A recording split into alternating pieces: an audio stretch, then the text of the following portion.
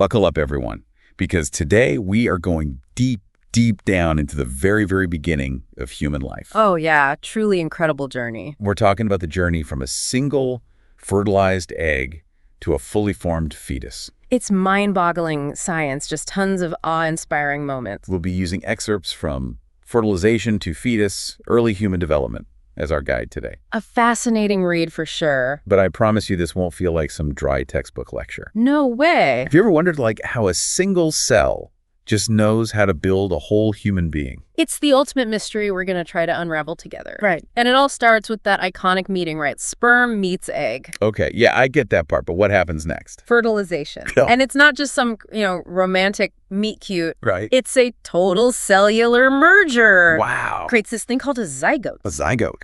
A single cell that contains the entire blueprint for a brand new human life. Whoa, a complete blueprint. Just how much information are we talking about here? Imagine a library filled with millions of books. Wow. That's the kind of information packed into a single zygote. That's incredible. It's mind-blowing how DNA, Right. a molecule so tiny we can't even see with the naked eye, Yeah. holds the instructions for building an entire person from their eye color to their personality quirks. Yeah. It's hard to grasp, how much information is encoded in something so small. It's true. But this zygote doesn't just sit there. Absolutely not. The zygote is on a mission. Okay. And its first task is to divide and multiply. Uh-huh. So as it travels down the fallopian tube, Right. it transforms into this cluster of cells. Okay. And then this cluster hollows out to form what's called a blastocyst. Oh, a blastocyst. I've heard of that. Yeah, just a tiny ball of cells that's ready for its next big adventure. Which is implantation. Okay, so this blastocyst has to find a comfy spot It does. to settle in and start growing. Yeah, think of the uterus as this plush, nutrient-rich haven. Okay. But the blastocyst isn't polite about it. It doesn't just politely knock on the door, it actively burrows into the uterine wall. Oh, wow. Like a tiny seed planting itself in fertile soil. That's a pretty intense image. It is. But isn't there a risk of the embryo being rejected Yeah. by the mother's body during this whole process? You're right. That's a great question. And it's true that implantation, isn't always successful. Okay. The mother's immune system has to recognize and accept the embryo as a welcome guest, not some invader. Right. It's got to be like a delicate dance It is a delicate dance. between the embryo and the mother's body. Precisely. And once the blastocyst is successfully implanted, its outer layer transforms into two very crucial structures. Which are? The amnion and the chorion. Okay. They're like the architects of the embryo's protective environment. This is where we get the amniotic sac, right? You got it. The amnion eventually forms the amniotic sac, which then fills up with this amniotic fluid. So it's more than just a water balloon. It's way more than a water balloon. What's so special about this fluid? Amniotic fluid is this ultimate all-in-one protection system. Okay. So imagine being suspended in a perfectly temperature-controlled pool with built-in shock absorbers. All right. That's the amniotic sac. Okay, that sounds pretty cozy, actually. It is super cozy. So while we're going about our busy lives, Uh-huh. this little embryo is just chilling in its own personal float tank, That's right. growing and developing. Totally. It's amazing. Now, let's not forget that this growing embryo needs constant nourishment and a way to get rid of waste. Yeah, that's where the umbilical cord and placenta come in, right? Exactly. I always picture the umbilical cord like that lifeline, that connection to mom. But I never really understood how it worked. Think of the umbilical cord as a two-lane highway. Okay. One lane is carrying oxygen-rich blood and vital nutrients from the mother to the embryo, Okay. and the other lane carries waste products away. So it's this constant flow. Constant flow. Good stuff and bad stuff out. But how does the mother's blood supply all these things without directly mixing with the embryo's blood? That's where the placenta steps in. Okay. This remarkable organ acts as a filter and an exchange point between the mother's bloodstream and the embryo's circulatory system. So they don't directly mix. They don't. It's incredible. Wow. So the placenta is like a high-tech life support system Perfect analogy. for the developing embryo. It provides everything the embryo needs to thrive and grow while keeping the two blood supplies separate. Wow. It even takes on the crucial job of producing progesterone, a hormone essential for maintaining the pregnancy. It's doing a lot of heavy lifting. It is. So at this point, what have we got? We've got a tiny developing human safely nestled inside the amniotic sac, connected to the mother by the umbilical cord and nourished by the remarkable placenta. Incredible. And all this happens within like the first few weeks. It's a testament to the power and the speed of human development. It is, but it's just the beginning of this incredible journey. We've covered a lot of ground already, from fertilization to this like well-protected embryo. And we're about to delve even deeper, exploring the development of the embryo itself. Okay, I can't wait. But before we move on, what stands out to you the most about this early stage of development? What fascinates me is how this tiny cluster of cells has the inherent knowledge to build an entire human being step by step. It's incredible. It's a process that's both intricate and incredibly efficient.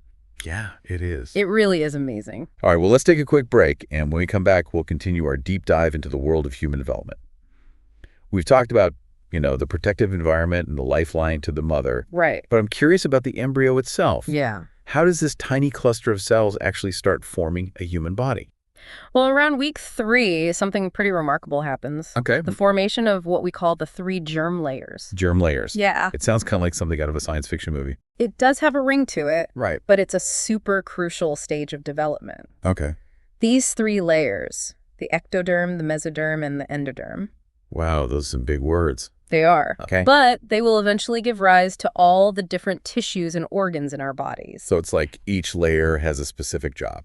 Exactly. Think of it as a cellular origami project. Okay. Where each fold creates a totally different structure. That's a good way to think about it. Yeah. Okay, so tell me about these layers. Okay, let's start with the ectoderm, the outermost layer. Right. It's responsible for forming the skin, hair, nails, and the entire nervous system. The whole nervous The system. whole thing, including the brain and spinal cord. So basically everything we see and use to interact with the world. Yeah, precisely. Wow. Then we have the mesoderm, the middle layer. Okay. This one's a real multitasker. Okay. Responsible for muscles, bones, cartilage, the circulatory system, even the kidneys. That's a lot. It's like the framework and the infrastructure of the entire body. Right, the nuts and bolts. And finally, we have the endodome. Okay, the innermost layer. The innermost layer, this one forms the lining of the digestive and respiratory systems. Okay. As well as glands like the pancreas and the liver, the systems that keep us fueled and breathing. Yeah, it's amazing to think that such complexity arises from just these 3 simple layers. I know, it's truly mind-boggling. It really is like this cellular origami project you were talking about. It is. Folding and unfolding into a human being. Right? But how do these layers actually, turn into organs? Through a process called organogenesis. Organogenesis. Where those germ layers differentiate and specialize to form specific organs and systems. So imagine like a team of skilled artisans. Okay. Each taking their piece of the blueprint and crafting it into this unique and essential part of the whole. Right, like everyone has their specialty. Exactly. It seems like a process that would be super sensitive to any disruptions. You're absolutely right. Anything that disrupts this delicate balance, like exposure to harmful substances or maternal illnesses, can have really significant consequences for the developing fetus. That's scary. It is. It really underscores the importance of prenatal care. It does. And protecting the developing fetus from anything that could interfere with this intricate process. Absolutely. Now let's fast forward a bit. Okay. By week 8, the embryo is about an inch long Okay. and has taken on a distinctly human form. Oh, wow. Most of the major organs have begun to form and the heart is already beating. It's mind-boggling that such significant development happens in just the first 2 months. I know, it really is incredible. What happens after that? Well, from this point on, the focus shifts from forming organs to refining them and promoting growth. Okay. The fetus continues to develop and its systems become more complex and interconnected. So it's like going from a rough draft to a more polished, finalized version. Yeah, great way to put it. But it's still super tiny at this stage, right? Yes, Right. but it is becoming much more active. It starts to move, and those movements become more coordinated and purposeful over time. I remember feeling those first little flutters during my pregnancy. It's such a surreal feeling. It is. It's a beautiful reminder of the life growing inside. Yeah. And are those movements important for the baby's development? They are. Those movements are actually super important for the fetus's development. Well, They help strengthen muscles and stimulate brain development. so they're like practicing for life outside the womb. Exactly. They're getting ready. So by the end of the first trimester, Mhm. all the essential organs have formed. Yep. And the fetus is actively moving and growing. What an incredible transformation. It really is. And as we move into the second trimester, Yeah. we'll witness even more remarkable developments, particularly in the realm of the senses. Oh, yes. Tell me more about that.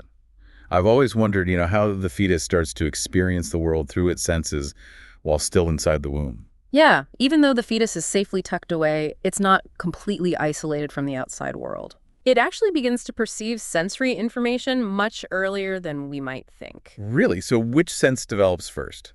Touch is one of the earliest to develop. Oh, that makes sense. By around 8 weeks, the fetus has sensory receptors in its skin and can actually respond to touch stimuli. Wow. As the pregnancy progresses, the fetus becomes more sensitive to touch, especially around the mouth and hands. So those tiny hands are already exploring the world inside the womb. Exactly. And those early touch sensations play a crucial role in brain development and bonding. Interesting. Okay, what about hearing?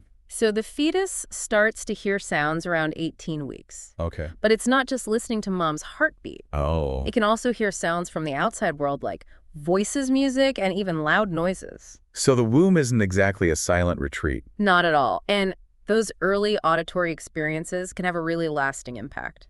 Really? Studies have shown that babies can recognize their mother's voice. Wow. And even familiar melodies they were exposed to in the womb after they're born. Seems like learning begins even before birth. It does. It really does. What about taste and smell? Yeah, those are interesting ones. Taste and smell are super closely intertwined. Uh, And they also develop pretty early in pregnancy. okay. By around 13 weeks, the fetus has developed taste buds Wow. and can start to distinguish between different flavors in the amniotic fluid. Wait, so the amniotic fluid isn't just a bland, tasteless liquid? No, not at all. It contains a variety of flavors influenced by the mother's diet. Really? So if mom enjoys spicy food, the fetus might get a taste of that too. Exactly. It's like a pre-birth culinary adventure. That's so cool. Yes. And those early taste experiences can actually influence food preferences later in life. Wow. And smell also plays a role in this whole sensory symphony. Uh-huh. The fetus can detect different scents in the amniotic fluid, which contributes to its sensory world. So even before birth, the fetus is getting a sense of the world around it through touch, sound, taste, and smell.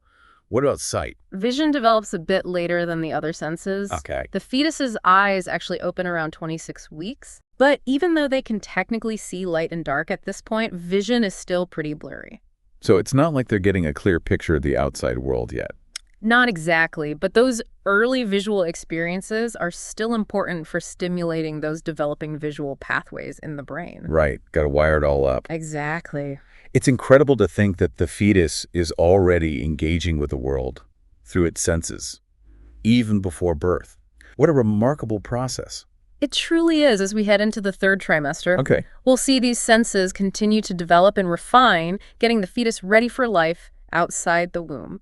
Before we move on to those final stages of development, is there any particular aspect of fetal sensory development that has surprised or intrigued you? It's amazing to think about, the fetus developing all these senses while still, tucked away in the womb. It's incredible, right? Almost like they're getting a sneak peek at the world. Yeah. We're about to enter. Yeah, a little preview. Yeah. And speaking of entering the world, as we move into the third trimester, Right. the focus really shifts to preparing for that grand debut. It does. So we've covered a lot of ground. Yeah. We've talked about the foundations of development, Uh-huh. those incredible germ layers, the formation of all the organs, and even the fetus's early sensory experiences. Yeah, it's been quite a journey. It has. So what's happening in this final trimester to get the fetus, really ready for life outside the womb? Well, think of the third trimester as this period of rapid growth and refinement, like the final polish before the grand unveiling. Okay, so it's like a final growth spurt and a systems check Yeah, exactly. before launch day. Getting ready for life outside the womb, which is a whole new ball game. Yep. You know? Right, a whole new set of challenges. Yeah, exactly. What kind of challenges? Well, for starters, the fetus needs to be able to breathe on its own, Oh, right, of course. regulate its own temperature, Okay.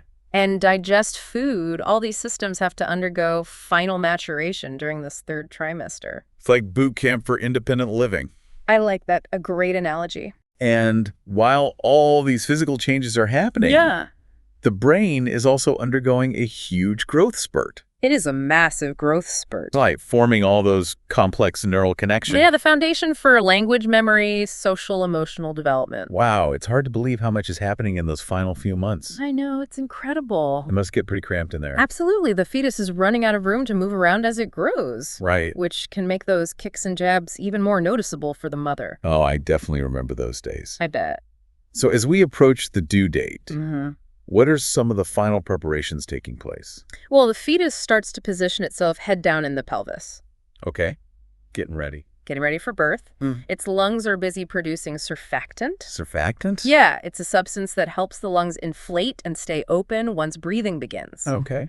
And its immune system is getting this boost of antibodies from the mother to help fight off infections, in those first few crucial days. It's like nature's way of packing a survival kit for the newborn. Exactly, preparing them for the world. And then after about 40 weeks, Yeah. of this incredible development and transformation, Uh-huh. the moment arrives, birth. The grand finale. The fetus makes its grand entrance into the world, ready to begin its own unique journey. What a journey it is. From a single cell to a fully formed baby. It's a story that never ceases to amaze me. It's truly remarkable. And as we wrap up this deep dive, I want to encourage all of you listening to really reflect on this intricate and delicate process. Yeah. From fertilization to fetus. It's a story of remarkable transformation and resilience. Absolutely. It's a reminder of the incredible potential that resides within each and every one of us. Well said. And remember, the journey of development doesn't just end at birth. Right. It keeps going. It continues throughout our lives, shaped by our experiences, our relationships, and our choices. That's so true. We're always learning and growing and evolving. And that's what makes life so fascinating. Couldn't agree more. Thanks for joining us on this deep dive into the incredible world of human development. It's been a pleasure. Until next time, keep exploring, keep learning, and keep wondering.